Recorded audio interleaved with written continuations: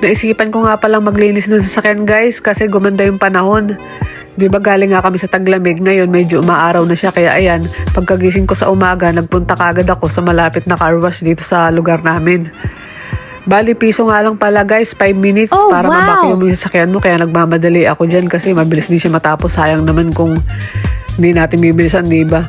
Piso lang, matatapos na siya agad. Kaya ayan, nagmamadali ako dyan. Pagkatapos niyan, yung labas naman ang pupunasan natin kasi ang dami na ring alikabok. At ayan guys, dito naman tayo sa labas maglinis. Punasan na natin yung salamin natin kasi medyo kulabo na siya dahil isang taon na siyang hindi napupunasan.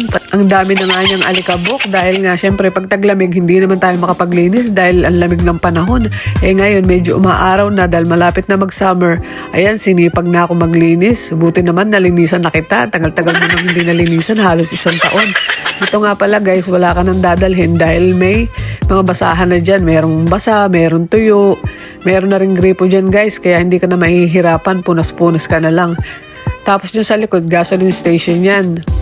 Medyo mahal na nga ang gas ngayon, kaya hindi na rin tayo makapag-full tank guys. Kaya ayan guys, nagmamadali na ako kasi mainit na ang panahon, medyo natirik na ang araw. Malapit na nga pala akong matapos yan. Ayan, pati ang mat ng sasakyan, na vacuum ko na rin pala siya at nahugasan.